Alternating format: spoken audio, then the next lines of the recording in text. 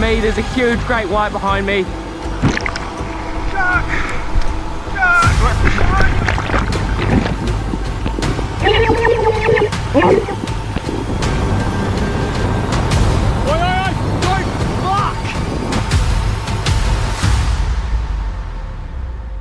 These aren't your typical fishing trips.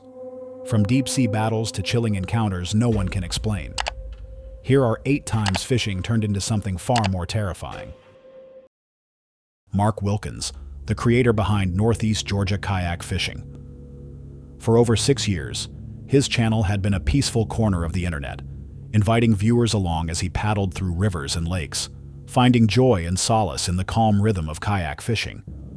For Mark, it was never just about the catch. It was about reconnecting with nature and escaping the demands of everyday life. But on December 13th, 2024, what began as a calm day on the water turned into something far more disturbing, something that would stay with him forever. A human being? Copy that. Say again? Copy. I think we got a dead body here. Yep, we do. A dead body. Oh my God, a dead body. I found a dead body. Oh my God, a dead body. I gotta call the police. It's right there. God, a dead body. I call 911. I don't want to sit here and poke at it and shit. 911.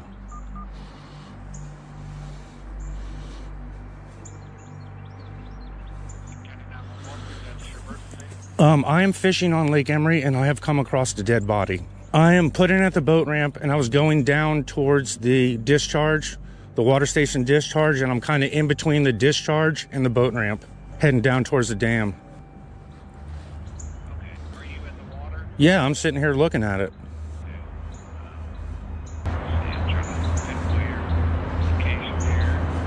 I mean, it could, it looks like a dead body. I mean, there's a hand sticking up, there's a rotted face. I don't know if it's some kind of stupid Halloween spooky thing, but I'm not touching it.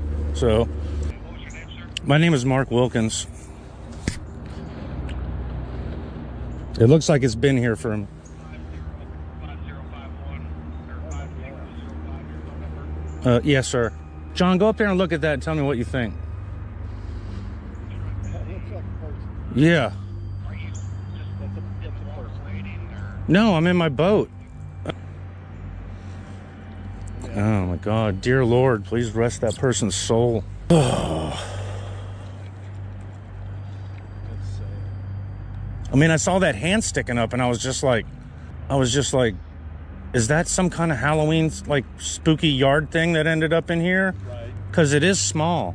But I looked at the face, dude. It's definitely a person. Hey, and there's shoes at the boat ramp, dude. There's just a pair of, like, little Crocs, not like a girl-sized Crocs just sitting there at the boat ramp. Weird. What's the report of a girl missing?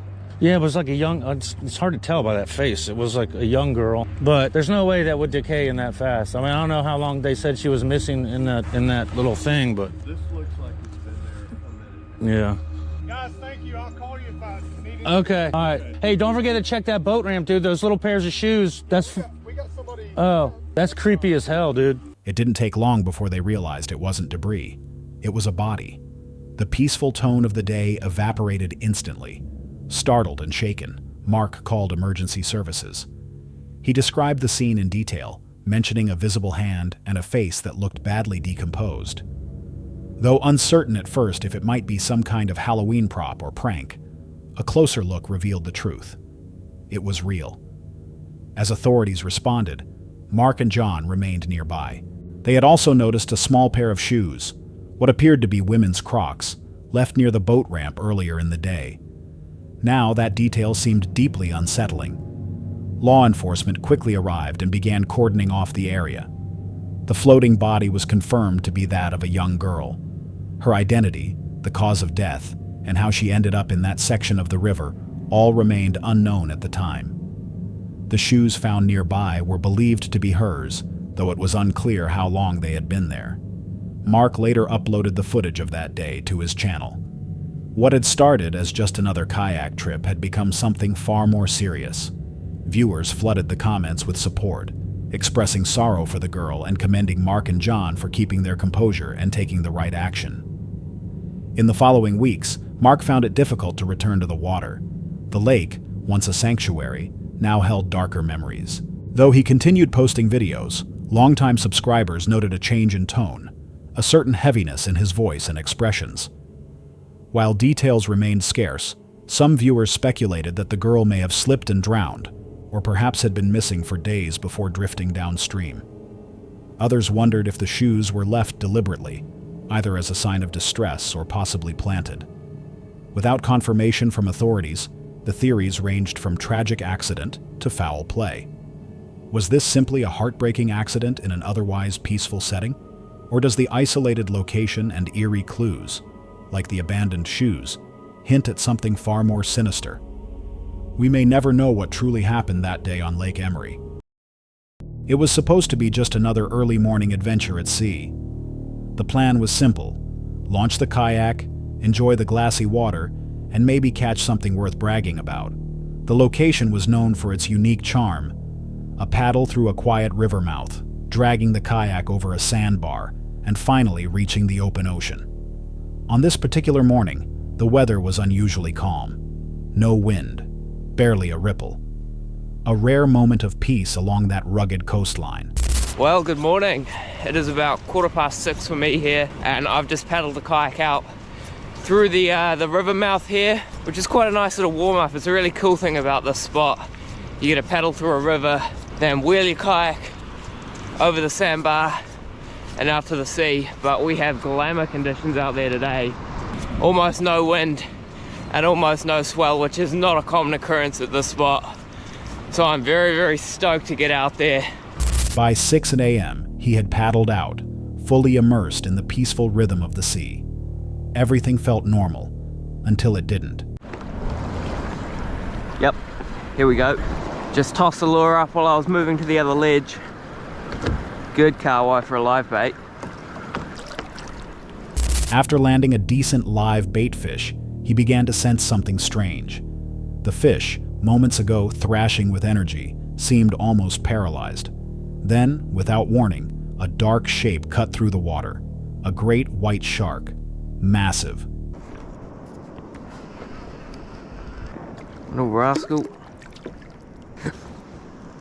Stay out of the reef. What the Great white! Great white!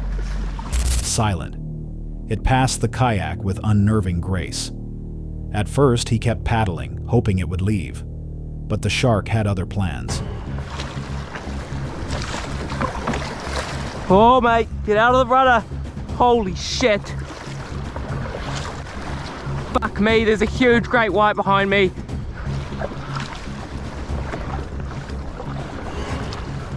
Fuck me. Fuck, he's following me. Fuck me. Leave me alone. If I throw a water bottle in the water, it might grab his attention and he might go and eat it. Oh, he's coming closer.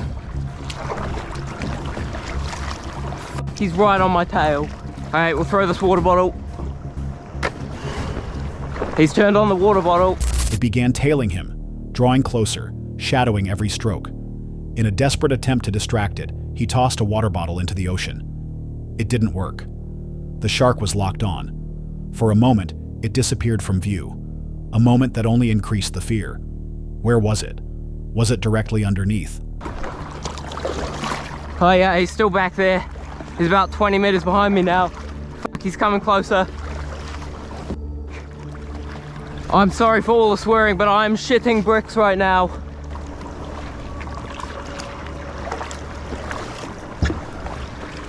Far out. When a great white gets to that size, its main food source is marine mammals, and I'm a marine mammal right now.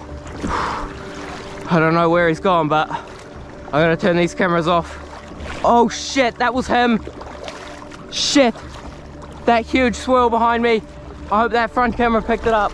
Oh fuck me. He's still following me. He's got a distance, but he could swim up on me at any moment. Time stretched. His heart pounded. The predator was still there, maintaining distance, but never truly leaving. At any point, it could close the gap. He didn't stop paddling. He couldn't. Eventually, after an exhausting sprint toward safety, he reached the shore, shaken, alive, and very aware of how narrowly he had escaped. Many viewers have debated the shark's behavior. Was it simply curious, or testing its prey? At that size, great whites primarily hunt marine mammals. In the water, a person paddling on a kayak can easily resemble a seal from below. Did the shark ever intend to strike, or was it just warning him off? Either way, it leaves one chilling thought. How many times have we come closer to danger than we'll ever know? In Sydney, Australia, a man named Terry Tufferson came dangerously close to running out of luck during a spontaneous cliff dive. He and a few friends had decided on the spot to jump from the cliffs into the ocean, a classic Australian thrill, with his friends cheering him on as he leapt. But the excitement vanished the moment he hit the water.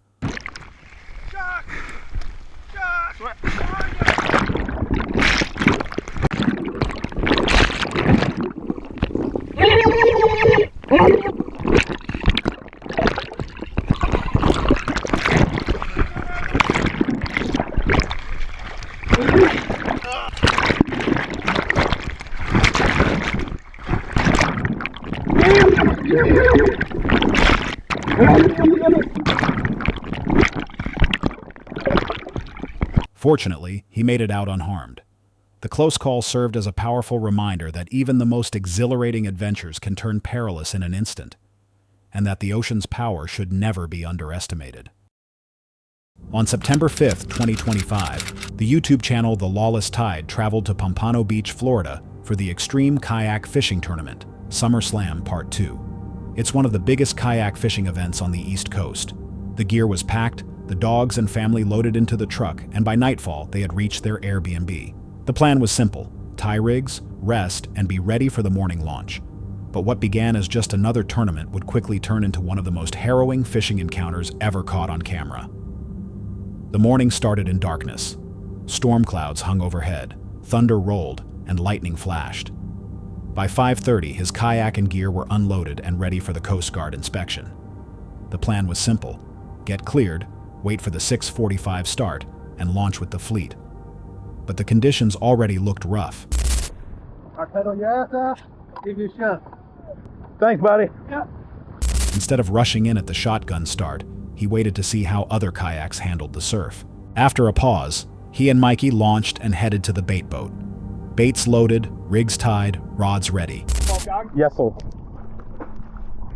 Oh, perfect. Thanks, bud. Take it easy. All right. You guys have a good one. 2 setups trolling in open water.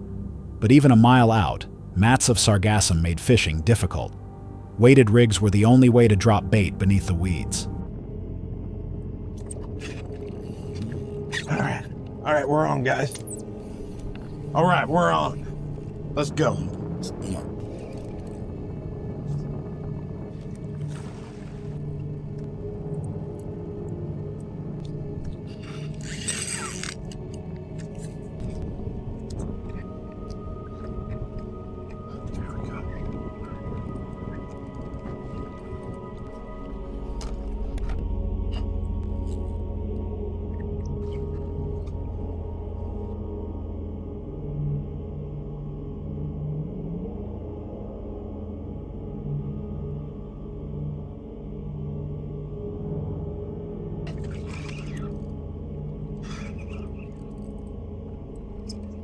Let's have the gaff ready.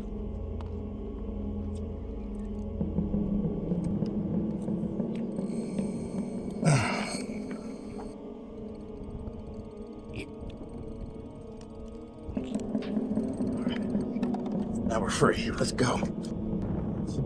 Maybe.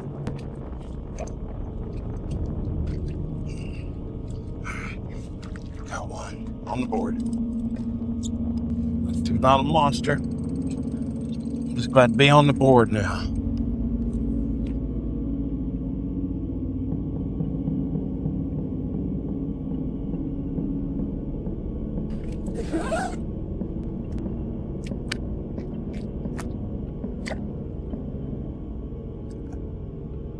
Hours passed, nearly 2 miles offshore. After 2.5 hours, he finally hooked his first fish.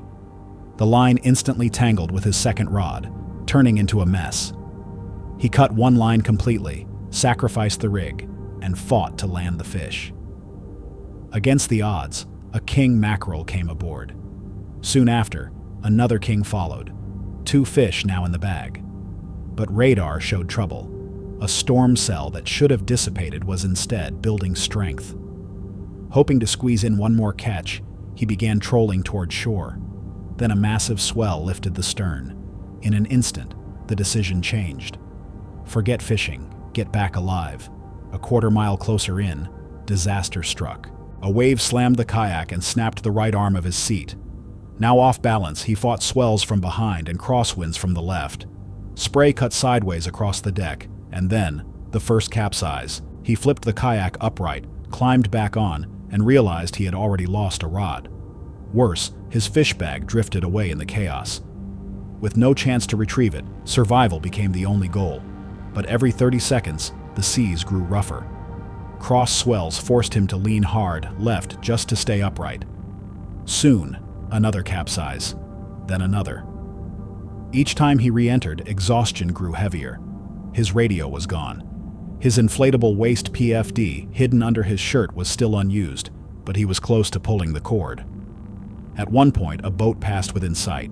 He waved, desperate, but they never noticed. His air horn was within reach, but in his exhaustion, he forgot it was there. Finally, drenched, drained, and barely able to see the shoreline through sheets of rain, he pedaled harder than ever.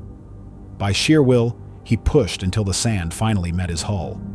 Cameras had died, but he was back on land, second to last from the tournament, alive, but with nothing left to weigh.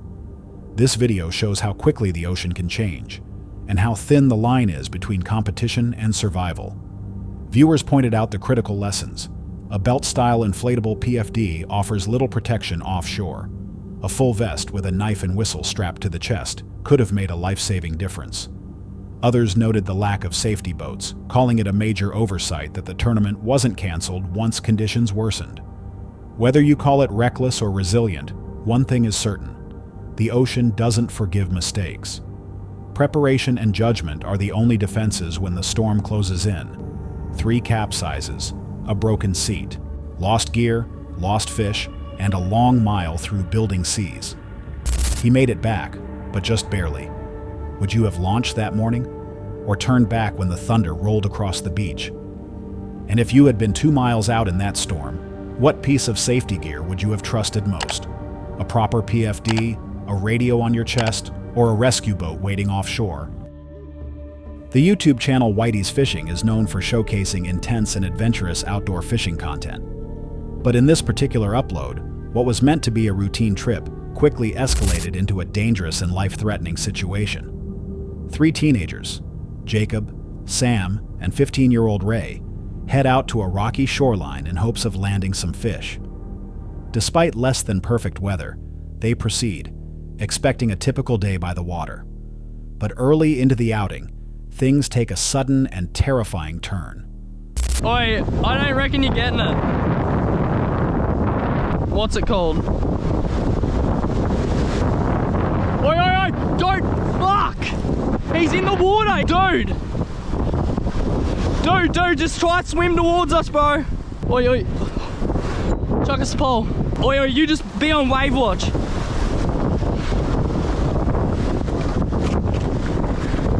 Oi, oi, hold that. Go, just climb yourself up. Oh! Oi, oi, fuck. Dude. Oi, big one, fuck. You're gonna have to come up, dude. Try come up. Hold that. Oh, dude, you're gonna fucking cut yourself. It's all good, don't worry about the rod. It's just, here, hold this. Go, climb. All right, try get a foot grip. Just, try get a foot grip. Shortly after arriving, Ray attempts to retrieve a snagged lure, moving closer to the edge of the rocks. That's when a sudden wave crashes in, sweeping him off his feet and into the turbulent water below. The footage that follows is chaotic, emotional, and unfiltered.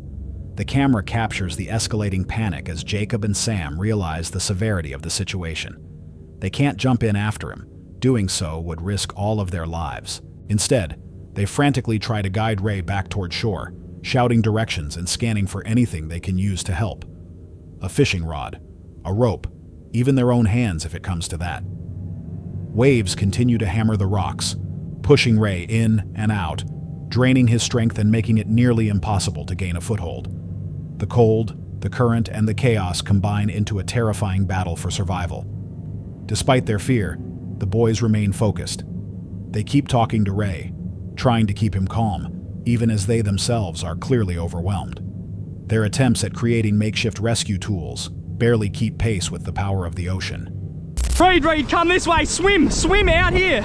Just swim out here, man. Sam, get ready. Just swim up. I reckon just try climb the rocks. Here, you up, yup. Go. Just start climbing, oh, you gotta swim this way. Oi, just stay calm. Just stay calm, that's all you can do. Dude, fuck! Oi. Dude! No! Fuck, man. Oh, big wave. Go, grandma! Oh, no! Fuck! Oi! Just stay as calm as you can, man. Yeah, I know, it fucking slips. Oi! I think this isn't a good idea. You just gotta try and grab the rocks. We have to get fuck, man. Gotta come this way. Oi, here. Get ready. Swim right. Swim this way. Yeah. Oi, another big one. This is fucked.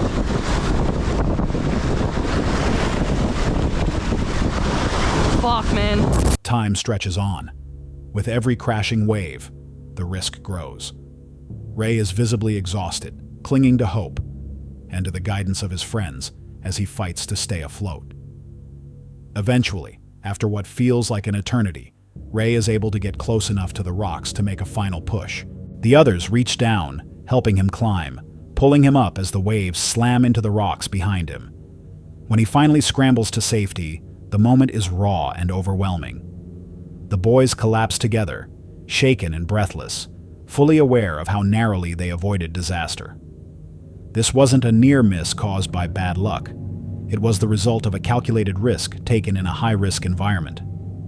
And yet, their ability to stay calm, communicate, and avoid impulsive decisions likely saved Ray's life. Many similar stories don't end this way. The video stands as a visceral reminder: no fish is worth putting yourself, or your friends, in danger. Coastal rocks may seem stable, but the sea can change in an instant. Would you have known what to do if you were in their position? Or would panic have taken over? Let us know your thoughts in the comments. And if you want more real stories that show both the thrill and danger of the wild, make sure to subscribe. The next story might be one you'll never forget. On July 20th, 2000, one of the most disturbing videos ever uploaded to YouTube appeared online.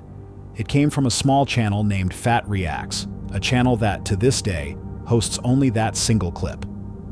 What began as a normal fishing trip quickly took a horrifying turn when a group of friends noticed something strange near the shoreline. A bright pink object half hidden in the brush. It seemed like an old cooler that someone had abandoned by the water. But as they approached, a foul stench filled the air. When they finally pulled it out, they realized the box was sealed tightly with duct tape, a clear sign that whatever was inside wasn't meant to be found. The group hesitated, arguing over what to do next. Driven by curiosity, they decided to open it. One of them used a small knife to cut through the tape, while another filmed, trying not to gag. When the lid cracked open, the reaction was instant. Panic, shouting, confusion. There's fucking maggots all in it, bro. This is sketchy as hell. Nigga, I'm tired of somebody's body in that bitch, bro. And so what do we do? Call the police? If there's a fucking body, we're calling the cops. Nigga, I'm gonna throw the fuck up. I don't even want to look, bro. I don't want to smell that. Just hurry up and cut that bitch. That look is sketchy as a bro. Like, think about it. Why would somebody leave a cooler and duct tape it? Drugs? You ain't gonna duct tape drugs, bro. God, bro. There's maggots all They would literally just. I'm telling you, bro. Scared to look at it. Like, what if it's somebody's head? I ain't looking at that. Y'all looking, I ain't looking. Yeah, no. Go ahead. It smells like decomposing shit. Peel it off.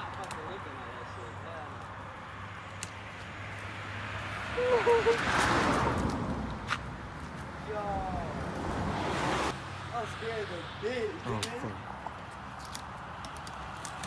I'm freaking the fuck out. Bro, what if somebody It like, smells so bad. open it, bitch. Open it, Matthew. Open it. Bro, if it, you gotta call the cops, nigga. You gotta stay over here. Fuck that shit. You gotta open it from the other side. Nigga, I'm not looking at that shit. Hell no. Why not? Hey, bro, what if somebody's fucking like arm or something in there, bro? If we find a dismembered body,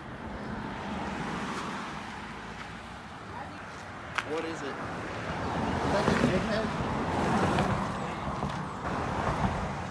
Open it, Matthew. I'm scared. I don't. I'm scared as hell, bro.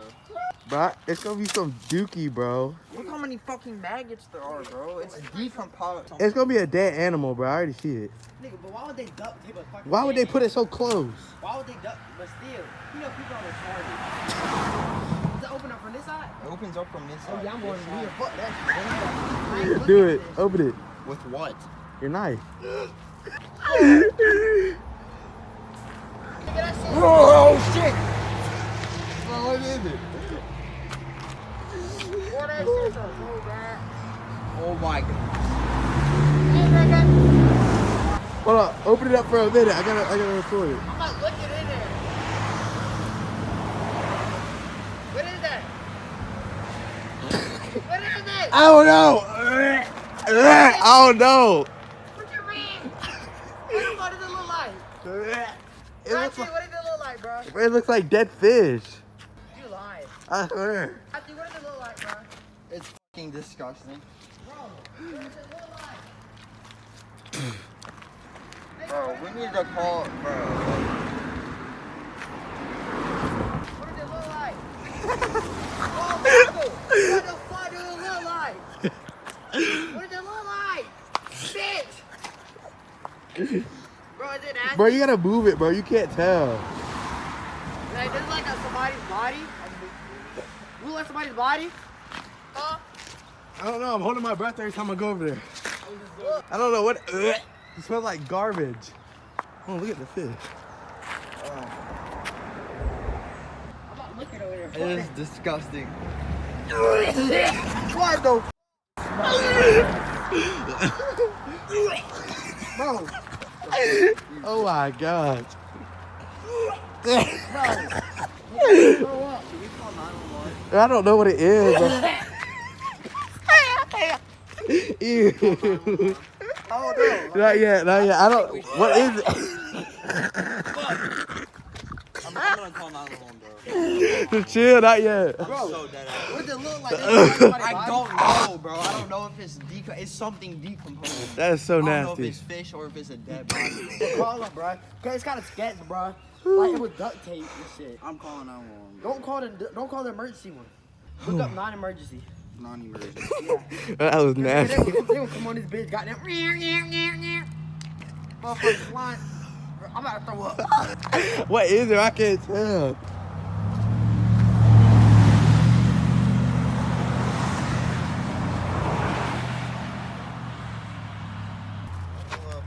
It's nasty. We Is are it nasty? I don't know what it is. It's nasty. I don't. It looks nasty as good.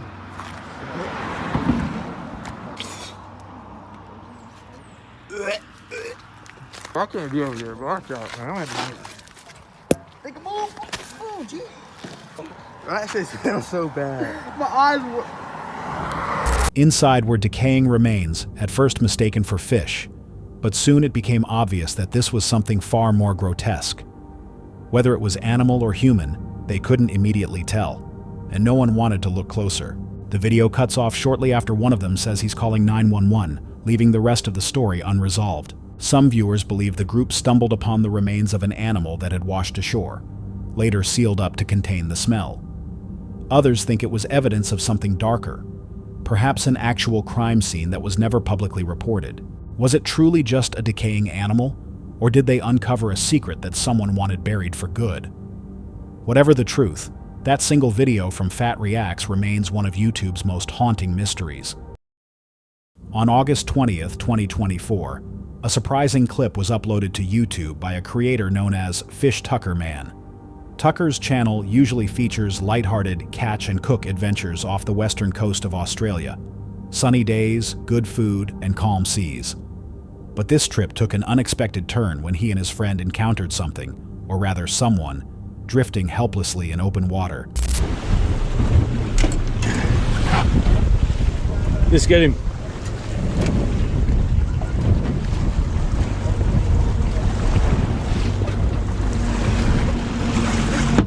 All right. You going, mate? Go around, James. Go around, because look at the wind. You going all right? Thanks, mate. Yeah, I'm all right. Yeah, I noticed you. I'm like, what's going on?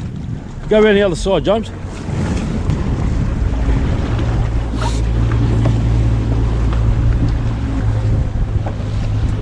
All right, kill the engine. Here, mate. Thanks, mate. Are you okay? Yeah, I'm fine. You got a ladder? In the back? Okay, mate. Yeah, there's a ladder here. How long you been out here? I was in the water probably for 5 minutes. 5 minutes, okay. I noticed you there a while. What do you got here? Okay. It's just empty. Yeah. That's all right. Okay. You ready? Yeah.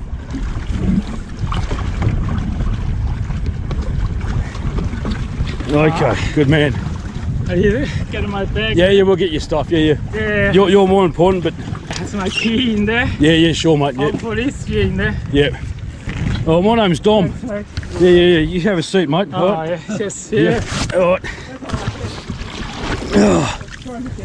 All right, James. Just Yeah. we'll get your keys first. Key first, Yeah, yeah. and then we'll get the boat. Jump on this side. Have a seat, mate. Yeah, you all right? You want a water? You want a beer? Yeah, I can have a beer later. Well, where did you launch off the beach? I launched the short groin. All right. Yeah. And what happened? You just capsized. Yeah, I was leaning on to one side and then. There you go. That's all you. I'll find myself. Go back that way, James, and we'll Yeah, I noticed something else was floating to the left. All right. Oh no. There's the other. Is that something blue? Just go forward. Go. So what? You hit a wave? A wave came, or? Yeah, I got tangled and leaning toward the one side. Yeah. I leaned a little bit too much. Yeah. Okay. So can we? Yeah, I'm just trying to see if I can. Oh, it's pretty heavy.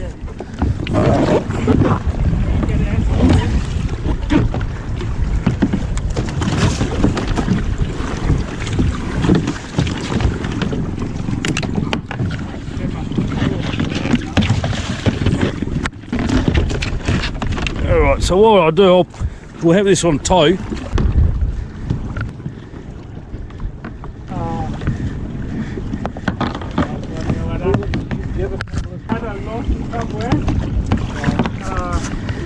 So we're just trying to tie up this boat. So now obviously your car and all that stuff's here. It's actually that's short groin.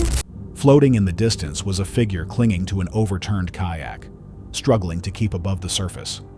They quickly turned the boat around and approached. The man, exhausted but conscious, called out for help. He introduced himself as Dom and explained that his kayak had capsized after he leaned too far to one side. The strong current had pulled him away, making it impossible to right the vessel or swim back toward shore. Tucker and his friend acted fast. They cut the engine, threw him a ladder, and carefully pulled him aboard. Dom was trembling from fatigue, but managed to speak between deep breaths. His belongings, a bag, some keys, and a few scattered items, floated nearby as they worked to secure his capsized kayak. What started as a casual fishing trip had turned into a life-saving rescue. In the middle of the vast blue, their timing had been nothing short of miraculous. Many viewers praised Tucker's calm reaction and quick response, noting how a few more minutes could have meant disaster. It's a stark reminder that even calm waters can turn dangerous without warning, especially for solo kayakers far from shore. Had Tucker not spotted him when he did, would anyone else have seen Dom before it was too late? Sometimes, what begins as an ordinary fishing day becomes a moment that decides whether someone lives or vanishes beneath the waves forever. On June 20th, 2022, a YouTuber known as Aquatic Addiction shared a chilling cautionary tale about why diving solo can be deadly. He had gone spearfishing in the Gulf of Mexico, about 40 miles offshore. At first, the dive went smoothly. Calm seas, crystal clear water, and ideal conditions for a perfect day underwater. Then, in an instant, everything changed.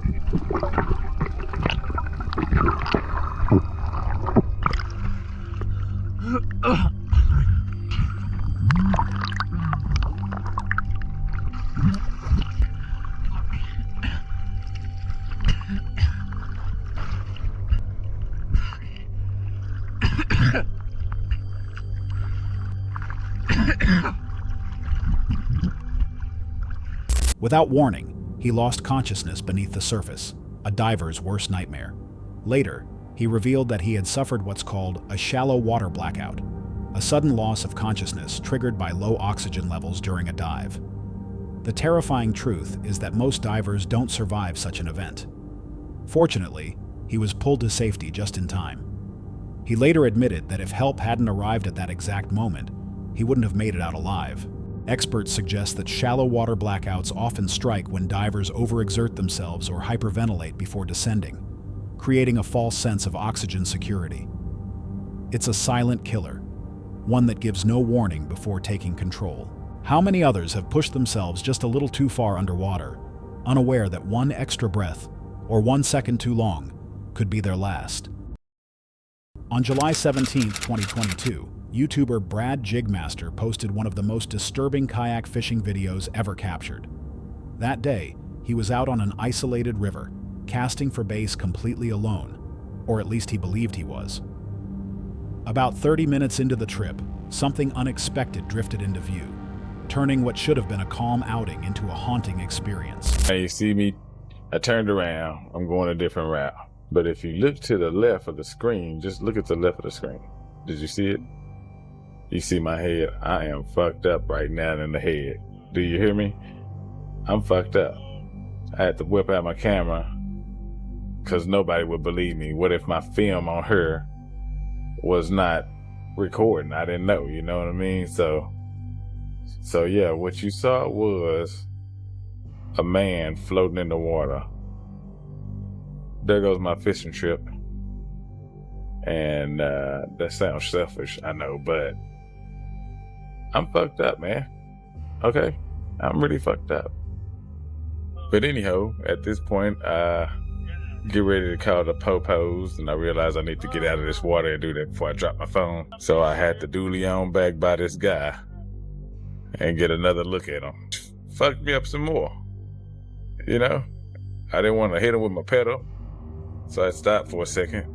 That's how close I was. So I was like, fuck, man, I'm tripping balls right now. Y'all don't even know it. I'm running to the water. I mean, I'm running to the land. I'm nervous. Looking at it kind of fucked me up still. While paddling quietly, Brad suddenly noticed something floating nearby. At first, he thought it might be debris or a log, but as he approached, the realization hit. It was a man's body, motionless in the water. Shocked and disoriented, Brad immediately turned his kayak toward the shore, desperate to process what he'd seen. Once on land, he called the authorities and waited for help to arrive. No details were ever released about the victim or how they ended up there. The silence surrounding the case only deepened the unease, a mystery left hanging in the still air over that quiet river. Authorities never shared the cause of death, but given the setting, it's possible the victim drowned or suffered a medical emergency while on the water. Yet some viewers wondered whether something darker might have occurred upriver. What if Brad hadn't passed by that stretch of water that day? Would the body have ever been found? Or would the river have kept its secret forever? That's all for tonight's video. Which encounter gave you chills? Let us know in the comments below. Got your own experience? We want to hear it. And whatever you do, don't miss what's coming next.